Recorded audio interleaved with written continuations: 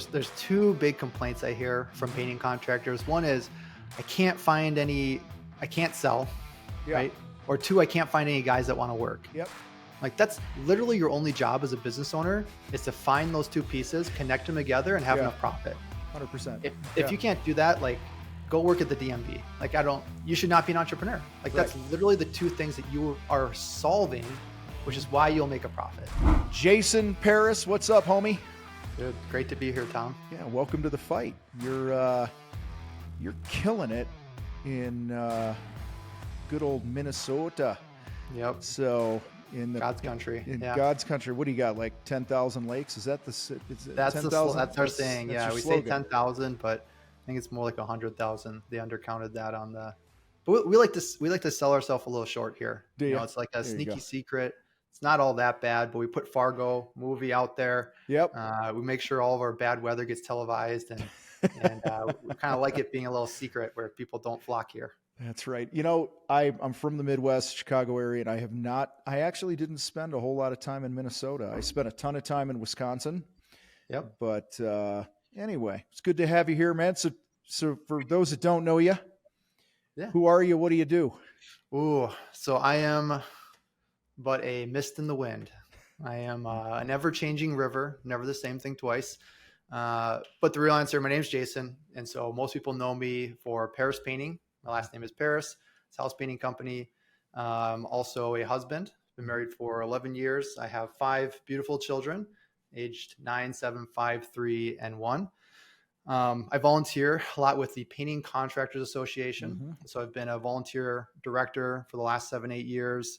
I was fortunate enough to serve as the chair of the board for a couple of years, and now currently serve as the immediate past chair, while my predecessor, Nick Slavic, who I think serves as the current chair. My hobbies are I love ultra running and ultra endurance events, and so that's what I do. So you are crazy, is what you're saying. Yeah, so okay. I'm like I have that mental interest called being an entrepreneur, right? And so I will always seek out those uncomfortable situations.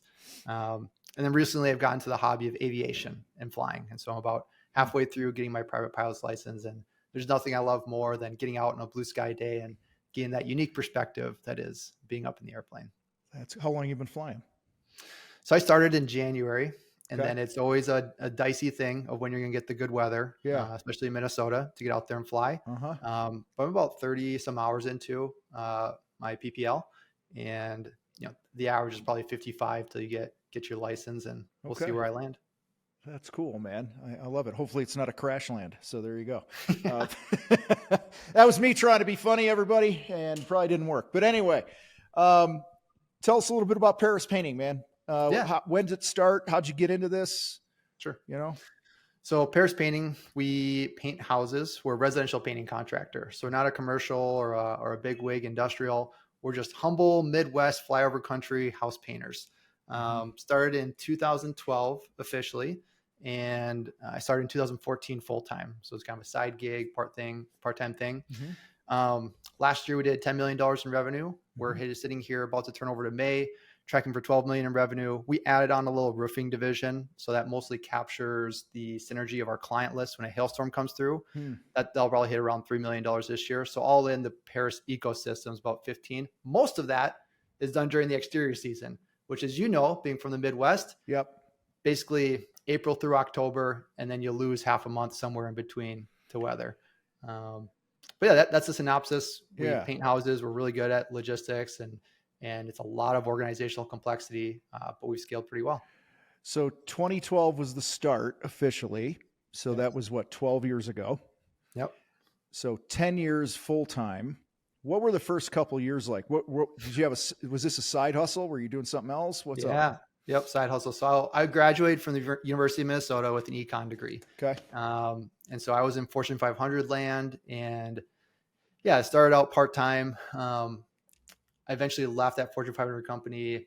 Classic conversation that you have with your spouse saying, hey, should I follow my dreams or grind it out for the next 30 years? Yeah. And I had one of those amazing wives who said, follow your dream, follow your passion.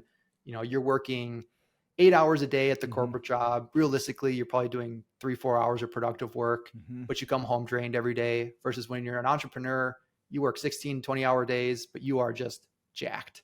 and excited. Yeah. It's a very different feel when you're excited versus demoralized, even if it requires more work. So yeah, it was the first couple of years were just me learning every mistake and doing things wrong. But like any good entrepreneur, it's not about how many times you get knocked down. It's your ability to keep standing back up and slowly and painfully trudging forward. Stubbornness is a beautiful quality for an entrepreneur. So yeah, just keep getting up. So you how long were you at this before you hit $1 million? Let's start there. So it was 5 years to get to my first million. Okay. And that was, crying I can tell you, well, I'd say the first 7 years, there was a moment every single year where I cried, and I could pull back the memory logs on every single one. And it's usually I was tired, I was cold or sunburned, and the clients were mad at me, and my employees were mad at me, and my bank account was mad at me. And I'm like, this sucks. I don't want to do this. Yeah. And then you realize that it's not just about the outcome. It's about the passion. It's about the purpose. You have this irrational belief that pushes you through, and eventually you get to the other side. But it took 5 years to get to $1 million, and then 5 more years to get to 10. And that's kind of the nature of even just that journey of being an entrepreneur is you grind. And I think you've seen this with what you do. I've loved watching you, and you put in the work and you grind and grind, and it's more about the process than the outcome. And then, one day you get over the hump, and it's all rewarded. What was the switch that was flipped for you that, the first 5 to $1 million, the second 5 to 10 million? Yeah. Right. Like what, did I get that right? First 5 years, $1 million. And then in another 5 years, you basically added 9 more million. Right. See, so I can math. Look at that. It's like a logarithmic scale. Thank God it was like the number 10, because that's easy to work with. But anyway, like what would you say was the biggest impact point for you? A lot of it was lived experience, and there's a lot of things that intellectually, but until you live it, it's hard to have it really sit or hit you. So it wasn't because I learned how to work 10 times harder. It was because I learned how to empower the people around me. And I knew that for a long time, but until I had a company that was at the size where I could start to attract and really leverage top talent and still be able to pay my bills while not doing everything, that I could really tap into that theory. And the answer was I learned how to get out of the way. Learned how to get out of the way. What was your first hire? So my first hire were painters. Painters. So they were my college buddies, and, teaching them how to brush and roll. And then, I'm watching the Idaho painter to learn how to use a sprayer. And then I forget to get the water out of it. And so I'm like, is this normal? I'm like trying to play cool. Like, it's supposed to be watery. I'm like, I didn't flush the water out from when it was clean. So those were the early days. My first overhead hire would have been a sales rep. And so I tried that twice, and I failed both times. And it wasn't just a sales rep. The first time I hired my best friend from high school, who had started a painting company, and I'm like, let's merge. Let's merge. I'll buy your company. I'll buy your ladders, and you'll come work, and we'll dominate. And that did not work the first year. He did not know how to really sell, and I did not know how to coach or lead. Right. Yeah. Second failure was my best friend from college. I'd say one of my best friends from college, who had started a painting company. Right. Sounding familiar? Yep. Again, he came on board. We had a successful year, but we just didn't share the same value or the same vision for the company. We had similar values, did not share the same vision for the company. So ultimately he decided to leave after the first year. Okay. So I'm pretty good at failing. I can do that over and over. But eventually I get it right. Okay. And I learned. And then the third time I tried to hire basically an everyman, but it was a sales rep / project manager / CEO visionary. And he was a guy I lived with in college. We'd been good friends out of college as well. And then we, hit it off, and it was what we call super synergy from there on out. Gotcha. So it's interesting. Obviously you hired the field workers first to produce, and then you hire, but you went right to sales and not like an office manager position or something. Right. So okay. I'm an awkward guy. I'm an odd person. I'm an odd duck. And, my favorite day is I see very few people and I'm in front of the screens all day. And, that's just a personal preference. And a lot of people will ask me based off of the success we've had, my recommendations on what role they hire first. I say, whatever you get the least life doing and that you don't want to do. And for me, I didn't love doing sales. I also didn't love managing projects. But the last thing I did in Paris painting was the coordination, and I built the coordination team. And you think that's typically the first thing that a contractor gets out of, right? Is all that computer logistical work. But that was what I loved doing. That's what I held on to the longest. What do you spend most of your time doing these days? So I'm training. I love running. And so I'm planning on doing the Tahoe 200 in June. So I spend quite a bit of time training, and I'm pretty old, so it requires a lot of body maintenance. How old are you? I'm 37. Oh, Jesus. Come on, man. Old. Yeah. Dude, it's a battle. Every day is a battle, you know? You're either going forward or you're going backwards. So I just try to make sure I'm not going backwards. Jesse Itzler's in his 50s, man. I know. He's running ultras, so he doesn't see himself as old. Don't say you're old. You're going to self-fulfill that shit. I hope I'm as fit as he is when he's 50. Right. I just know it's not going to happen without a lot of intentional effort. Absolutely. So right now, I would say I unabashedly spend a lot of time on hobbies. So there's nothing day to day, week to week, or month to month I do in Paris painting. Operate more from the board level on strategy, setting the annual budget with the management team. If there's any big hairy issues that our team can't handle, I can give my input and clearly lay out their ramifications if they don't solve that issue. But I like flying. I've been flying planes. I have 5 kids, like I've said. And then I do a lot of podcasts and speaking events and speaking at conferences. And that's how I spend most of my days. So you've what's the word? Delegated, given ownership to roles in your company. Did that come naturally to you? It did in a way, but that doesn't mitigate the ego trauma that comes with it. Right. So for me, it was pretty natural to empower others to take on roles. Because I never wanted it to be the Jason show. I never wanted the company to be an extension of myself. I always wanted to get us to a scale and an infrastructure size where we could start to empower a team to really be driving the company and not necessarily myself. That doesn't mitigate the challenges that come with doing that in practice. Right. So kind of talked to you a little earlier about theory and lived experience. Living that out, I just say it's hard. It's hard for any entrepreneur. And as an entrepreneur, you have to have this irrational belief.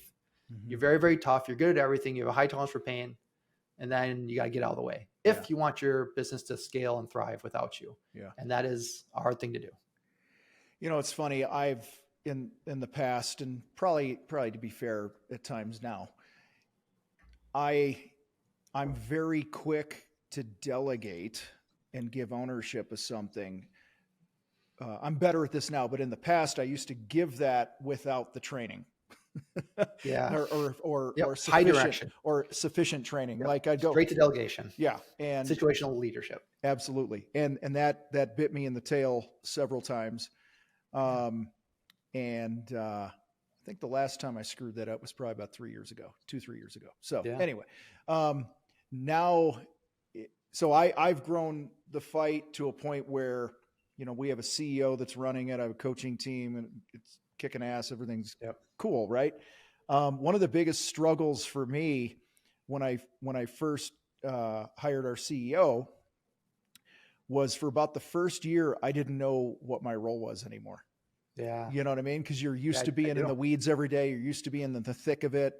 And work is kind of my hobby also. Like I love the game. I love competing with ourselves the previous day before. So it actually took me about a year personally to kind of figure out, you know, what my lane was as the founder now, if you want to call it that. So I'm curious, what was it pretty good for you? I would just shoot you straight. I think I'm in the middle of that right now. Okay. I think I'm in the middle of that journey and I'm kind of like a glorified mascot. That's the way I would say I am. But I've just seen this over and over. So we've got Paris Painting. We started a holdings company, All of Holdings. Both those entities, I was crucial and necessary during the startup phase. No one else can do what I do. I'm a great startup guy. Right. But when you know you're successful as a startup guy, when you work yourself out of a job. Now the organization goes on without you. And so I know that's a good end. It's an inevitable end, but I don't know what's next. And I like hearing your story on that because it gives me some hope. Because you're not my therapist today, but you kind of are. I feel like I'm a little lost in what I should be doing now or next. Well, I'll tell you what's funny, and certainly the contractor fight's different than a painting company or a remodeling company, right? Yeah. It's a very, we put on events, we coach, we train, we do these things. It's very intimate with people. We get close to people. Um, the the biggest mistake I made is our CEO. His name is Neil. He is more than competent. Like he's been my right hand guy for almost 20 years. Like Yeah. we've been tied at the hip. In fact, I used to be one of his subcontractors. He was a really successful remodeling contractor, sold his business, and I was one of his painting subs, and he fired me like 3 times anyway. Yeah. But anyway, so the trust factor, all that, we think Yeah. alike, it's great, right? Yeah. However, what I realized is I kind of, the fight is, yes, it's a company, it's a business and stuff, but more than that, it's a movement. Yeah. And initially in that first year or so, I think I really wrongly stepped away too much from the culture part of it. Yeah. And being the mouthpiece for there's a different way to do business. There's, you need to stop stealing from your family. Like, we have systems, we have processes in place. Like we all want a business that runs without us. Just to your point, you didn't want it to be the Jason show. And I'm like, I'm building this thing where Tom is always the face of it, with the fight. And I think there's a balance in there somewhere where I'm still fanatically involved in our culture, but not the day to day. I have very little to do with the day to day. So for me, I was in no man's land for like a year. Okay. And then when I get no man's land, I'm bored. When I don't have a clear vision or a mission for myself, I'm really big on carry your water. Like we all need to carry our weight. So I had like a year where I didn't know if I was carrying my weight. Yep. And that, you start buying airplanes and it's a bad place to be. Yeah. So I was miserable because what I realized is my superpower in the fight is expanding the movement. And giving people a vision of where they could be, calling BS on their stories that they're telling themselves, opening their eyes to what could be. Like that's really my role. And anything else, I pretty much screw it up. But it's been great insight. It's been and it took some coaching and a lot of hard conversations with the team. But again, I'm such a team guy that I don't want to be that guy on the team that doesn't do his job. Yeah. And I had a year, a little more than a year, where I didn't know what my job was. But anyway, so you wrote, let me pull this up here real quick. One of the things when we asked you what you wanted to chat about, first thing you put was intentions versus goals. Yeah. What's that about? Well, I love your ethos, what you guys do. And you start with the strong you. Mm-hmm. And one of the phrases I like is you cannot pour out from an empty cup. Mm-hmm. And you start with a strong you. And this is something that I've been passionate about, and I've had the opportunity to just share with other people, which is getting the foundation of even just your life set. Mm-hmm. And this is something that I was introduced to when I was 22 years old. I went on a 3-day silent retreat and started working through this framework of basically what is the foundation of your life, what does that look like, and how do you stay focused and committed to it? Mm-hmm. And so when I talk about intentions, there's a lot of actions that we do and a lot of goals that we set day to day. Mm-hmm. And a good thing to ask ourselves is, to what end, right? To what end are you setting and achieving this goal? Yeah. Right? So you may set a goal of finishing a race, right? Somebody wants to run their first marathon. Mm-hmm. It's like, great. Why? To what end? What does that ultimately achieve? And I think getting clear on that for each of your life areas is something that's what stops you from having those midlife crises. Right? That's what stops you from going in the wrong direction. And the compounding effect of life, when you can just steadily plod in the correct direction because you've done the hard work of setting your intentions, it's a beautiful thing. Yeah. And then you've got your intentions, you've got your goals, you've got your passions. And the way that I talk about passions with people is passions are the fuel towards your goals that align you to your intentions. Say that again. Your passions are the fuel that motivates you or pushes you towards your goals that align to your intentions. Love it. Right. So you'd say, why? Like, what is driving me to hit this goal? Mm-hmm. Right. Well, I want to move forward my intention, but when I wake up and I don't want to do it, what's the passion that is that fuel for me? Mm. Right. And so I have a passion in each of my 3 life domains. So we talked about can't pour from an empty cup. So you have your personal life, Yep. you have your family life, then you have your world impact. Mm-hmm. Right. So you can't really serve your family well until you've served yourself. You've taken care of home base, right? Yeah. So if you're not well physically, mentally, spiritually, good luck being there for your family. Right. Yeah. And if your family's in disarray, good luck having a big impact on the world. Yeah. Right? Well, so you kind of start and cascade from there. But go ahead. Yeah. What's interesting about that is, when you take care of yourself, you're stronger for the family. And then what's interesting, and I had it backward for many years, meaning I put the business first, all in the name of providing for the people I love. Right. So the intentions were good. The order of operations was jacked up, because what I realized is that who I am, my mindsets, my habits, my health, all those different things, and what was going on under my roof at home, those things came with me wherever I went in my career, and they impact you. And, yes, the queen here, her goal is, she's like, when my man walks out the door, she's like, I want him to know he's encouraged. I want him to know that we have his back. You go out there and you conquer what you need to conquer. That person, your wife, your kids, whoever, they should be walking out the door feeling empowered every day, not carrying the stress of the bullshit that goes on at home if you don't dial that in. Yeah. And that's where, many years ago, burned a lot of things to the ground because I had it flipped.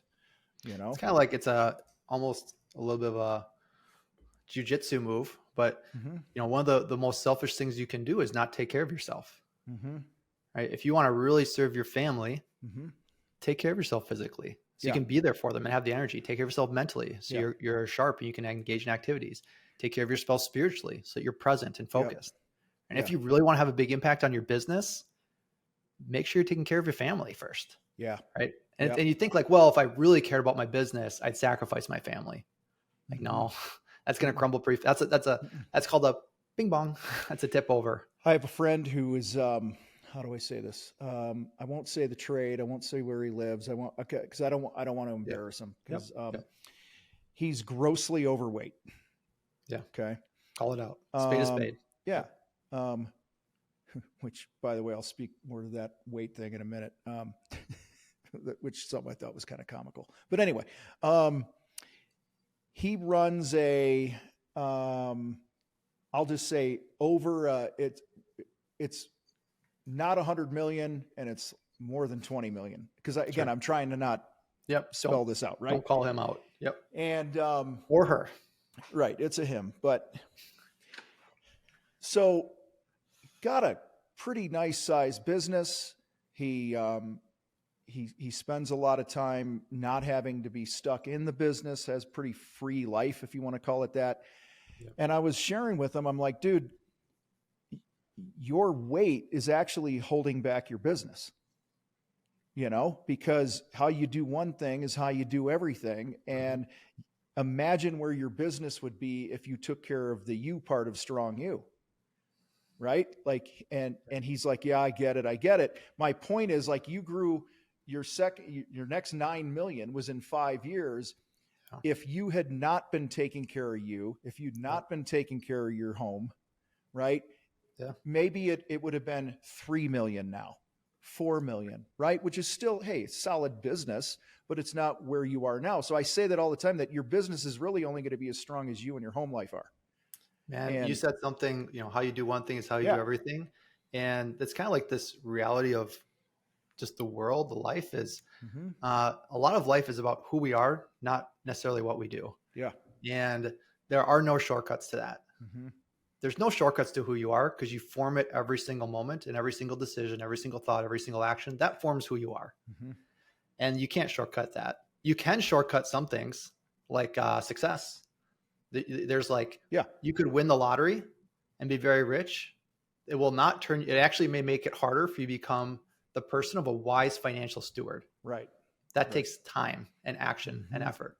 Or like you could say, like, steroids are a shortcut, but there's no shortcut towards the discipline of the grind of loving the game or the craft.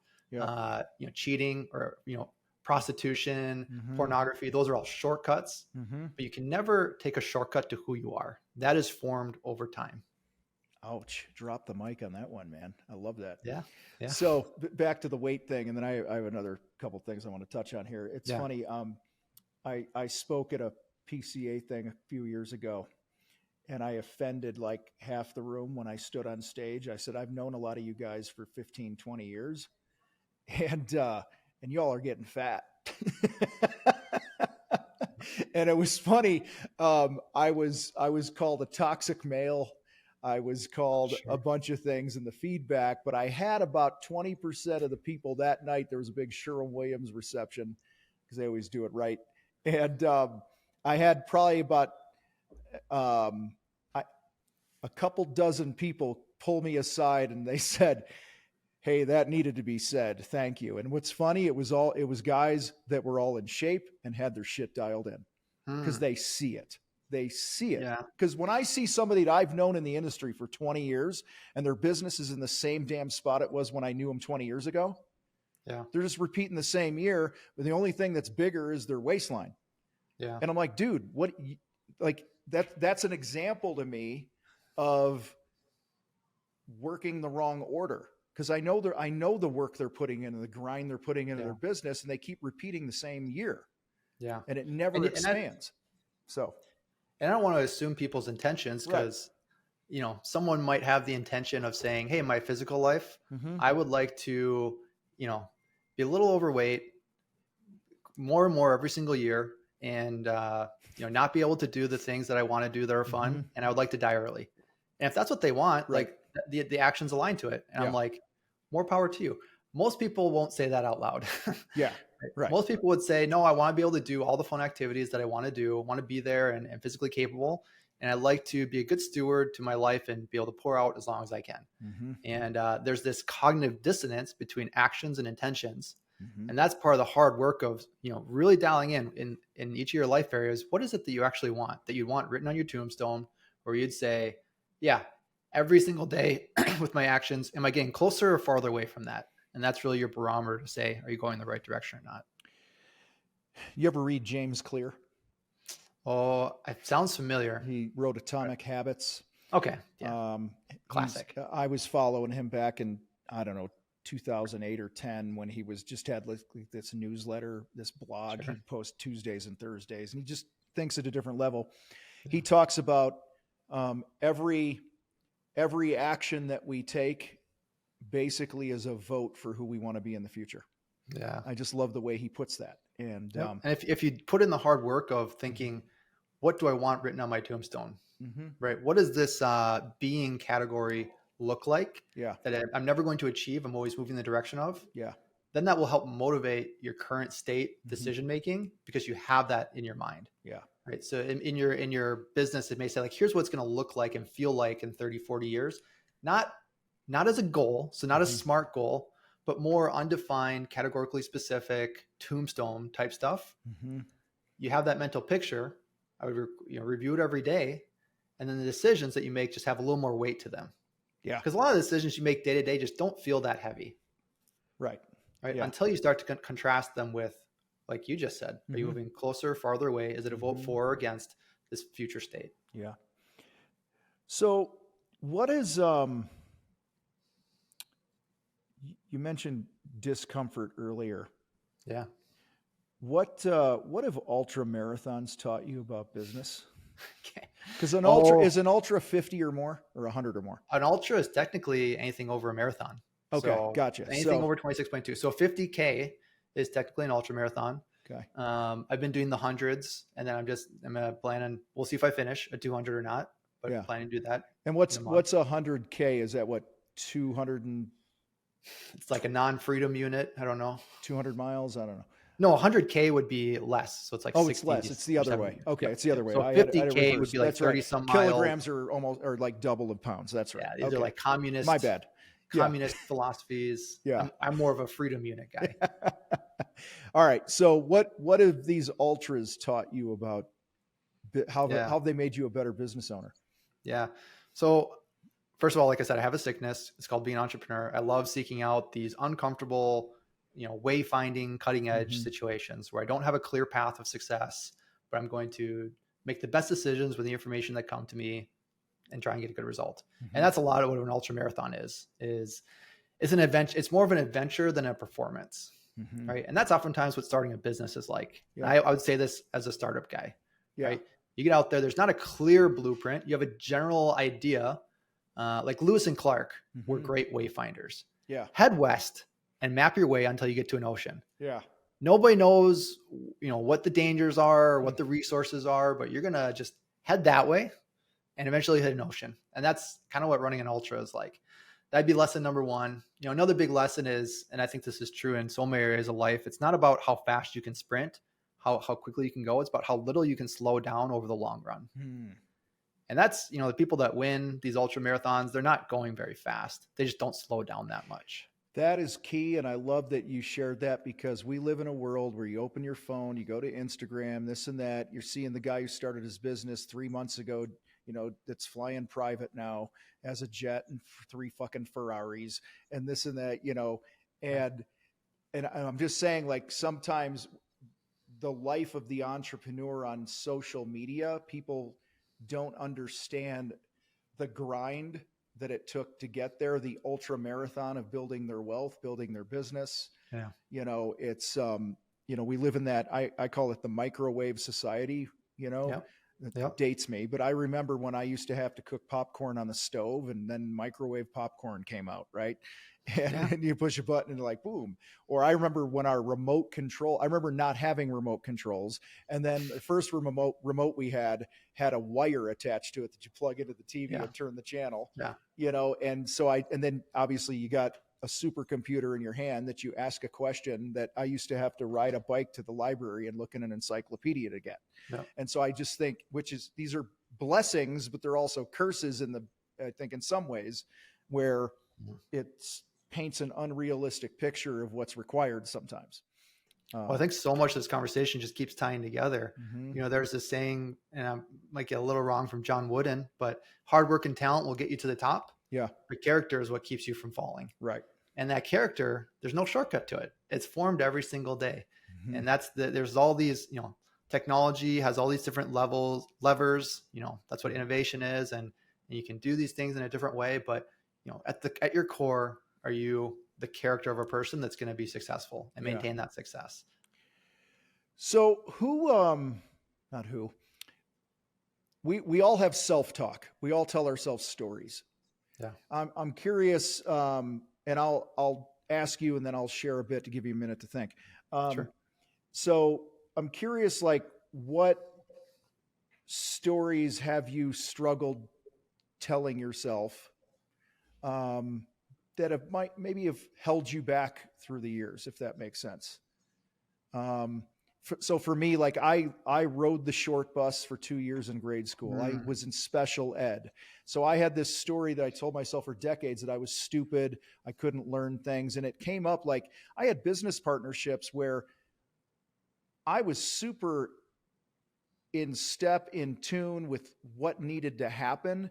But because I didn't trust myself to be smart, I would hold back. I wouldn't push for my viewpoint on some things, and I would just cave at the first sign of having to intellectually defend myself, if that makes sense. So I'm just totally curious. And once I really went toe to toe with that and made it my bitch, it was holding me back. And once I took that leash off of that and really learned to reframe that self-talk, it's just been an explosion since. I'm curious what that might look like for you, that you might have struggled with when it comes to that. Those stories you tell yourself. That was a good example. I think the story would be that I'm not valued, I'm not appreciated, and that I'm not worthy. And those are really good attributes to have when you're trying to get off the ground. Yeah. Because you got this big chip on your shoulder. Yeah. And you're never satisfied. And it's like, okay, hello, success. Keep going. You never know when it's going to break. And it's kind of like an F you, I'll show you. Like, F you, I'll show you. Right? And you kind of make up slights along the way. And maybe somebody doesn't call you back, or a client doesn't book with you, or an employee leaves, and you're like, okay, I see how it is. You're going to regret that. Just watch what I can do. And that, I don't know if it holds you back until you start to have some success in life. Yeah. And then you still have this edge and this chip, and it's not very conducive to collaboration and synergy. And we talked about, once you move past yourself, now you're in a larger organization. So standing on my own 2 feet by saying, no, I'm appreciated. I am valuable. I forget what the third one I said was, but that's a journey of, there are things in life that are really productive at certain points because they get you out of these situations. And then at some point you got to do the work on yourself and get to be a healthy person again. Yeah. Your third one was worthy. Yeah. So feeling worthy. Yeah. Yep. And I think a lot of people struggle with that. Like, I'm only worth so much success. You know, like we have a governor on our own success level, if you want to call it that. So sure. Yep. So early on, you said you were doing what, 2,200 projects a year, roughly, give or take? Yeah. Yep. Okay. Give or take. And I don't know if I had hit record when we were chatting about this, but that's, you perform with all subs, mostly subs?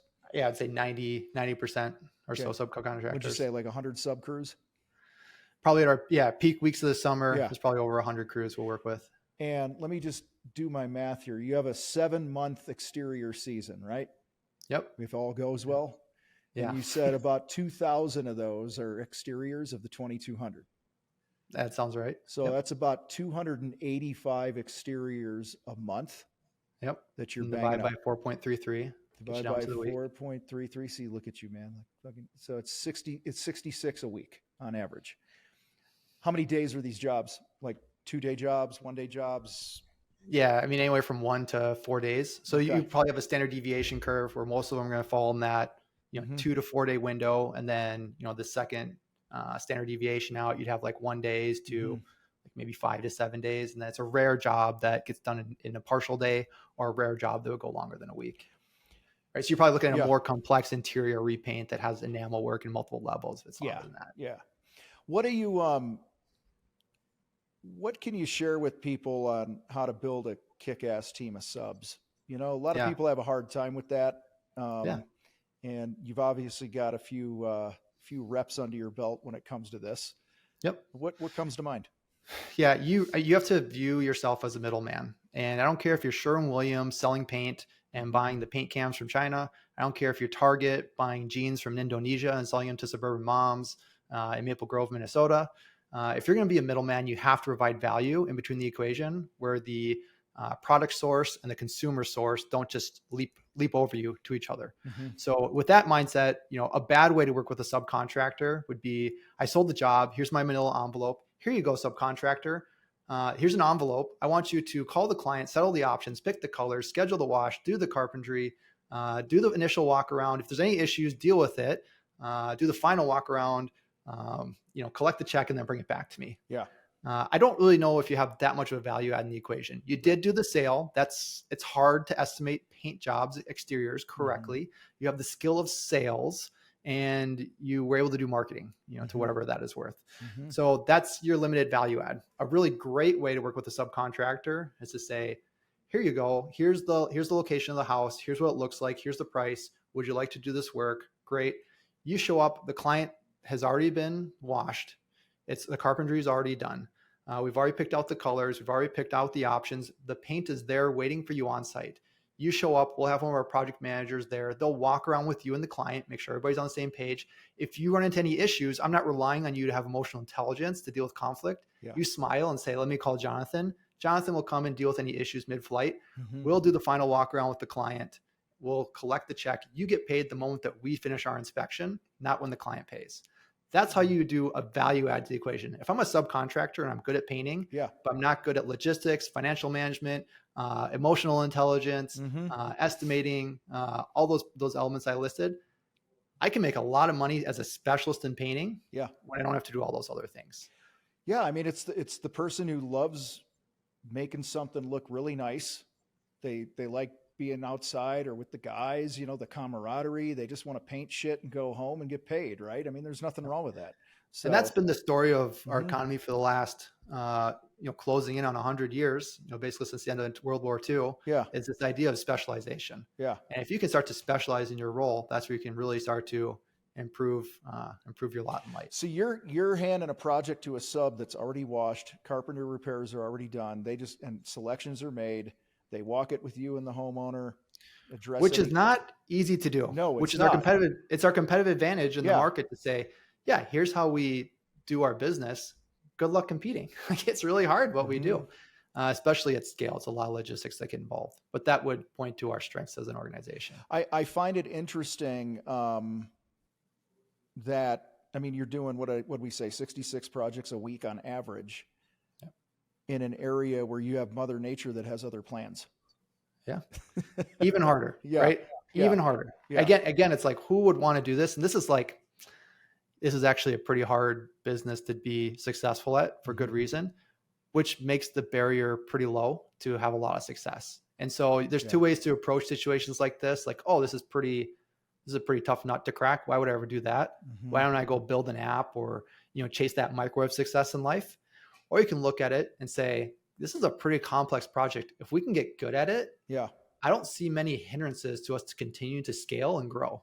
Like, it's going to be tough to do that. It's going to be tough to compete with us. Yeah. That may be worth us leaning in and, putting the energy, the effort, and the discomfort in to solving it. What would you say is your biggest hindrance to growth at this current point in your business? Yeah. Developing and attracting leadership talent.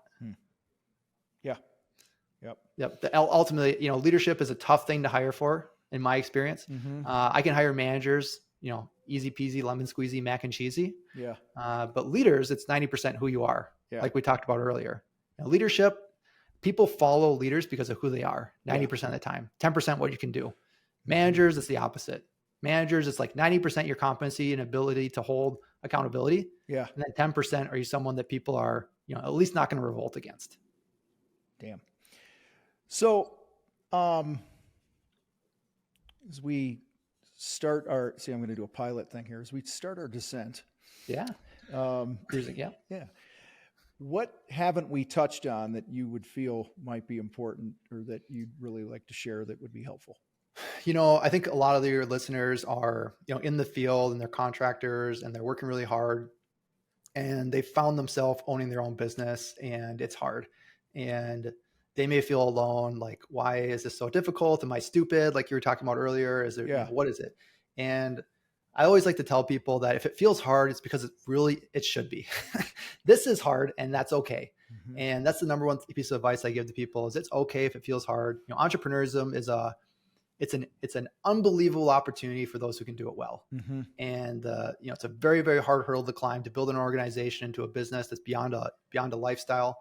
And if it was easy, it would not be as valuable. Yeah. Because more people would do it. And then you have the laws of supply and demand. And I just like to encourage people that if it feels really hard, it should be hard, and don't feel bad about it. Well, and that's okay. It's okay that it's hard because I could tell you the story. So when I was on my way to $1 million, I was driving my Hyundai Elantra around the Twin Cities Metro with garbage bags, piling into the front seat from the back seat, looking at all these other painting contractors and their massive trucks. And I'm like, is it only hard for me? Right. Right. These guys look like they're crushing it. Now, little did I know that I was on the pathway to do something really special that was, very impressive, but it didn't feel impressive at the time. Yeah. It felt like I was the only one struggling, and that's just not true. It's hard for everybody. Yeah. I can tell you, doing what I do now for many years, pretty much every business that you look at on the outside, you're impressed. Once you lift the hood up, you realize there's some issues. One of the biggest issues with that guy that you're talking about driving the nice truck and all this other stuff is, he doesn't make any money. Yeah. Let's just start with that. He works his ass off, doesn't know how to sell, doesn't know how to market. It's deposit check to deposit check, but he's got a nice truck, So it's an easy lever to martyr themselves with. Yeah. There's two levers that people martyr themselves with. One is their work. So they'll work 70 hours a week. The other is their profits. So maybe they don't work that hard, but they also don't make that much money. And to not work a ton and to be profitable requires a lot of accountability and excellence. Yes. And that's not something that everybody wants to lean into. 100%. Well, Jason, if somebody wants to reach out, they want to be a sub, they want to get to know you. Don't reach out to me if you want to be a sub. Yeah. Reach out to pairspainting.com or whatever. Where do you want people to reach out to you guys? Yeah, I'm an elder millennial, so you can find me on social media. So if you go to Facebook or Instagram, search Jason Paris, you'll find me holding a paintbrush Yep. in my overalls. That's me. Did that for a family picture. You're probably looking up right now. I'm actually taking a screenshot that I'm going to Yeah. post on social media. Okay. So I there you go. appreciate that. So smile. There you Yep. go. So yeah, I would Perfect. say All reach right. out to me on social media. As Yeah. an elder millennial, that's the number one way that you'll engage with me. You can also shoot me an email. My email is jason@aleph-mgmt.com. That's ALEPH. And if you can spell that all right, There you go. surpass that hurdle to be successful. Don't ever call me. I'm a millennial, like I said. I'll Yeah. never answer Yeah. the You'll phone. never answer the phone. You That's can right. text me and Yeah. we can start with that. But yeah, definitely don't call me. I love how you just own it. It's beautiful. Yeah. Well, Jason, man, this was awesome. I was fired up to have this. Going into this, I was fired up. It was better than I thought it was going to be. Not like I thought it was going to be bad. I knew it was going to be really good. I just love the way you think and approach things. I think, even like tactically for the people listening, guys, pay attention to what he shared about working with his subs. He made their life easier. Yeah. Like, if Bob's Painting calls for them or Paris Painting calls for them, they're going to give Paris Painting preference in the schedule and all that other shit because he makes life easier for them, right? It's always about what's in it for them. What's in it for them, add a ton of value, and give people a reason why they want to be on your team. There's two big complaints I hear from painting contractors. One is I can't sell, right? Or two, I can't find any guys that want to work. Yep. Like that's literally your only job as a business owner is to find those two pieces, connect them together and have enough profit. 100%. If you can't do that, like go work at the DMV. Like you should not be an entrepreneur. Like that's literally the two things that you are solving, which is why you'll make a profit. 100%, man. 100%. Jason, I appreciate you, man. Keep kicking ass. Anything we can ever do for you, let us know. And we're going to share this all over social. We'll drop your links and stuff in the show notes for people.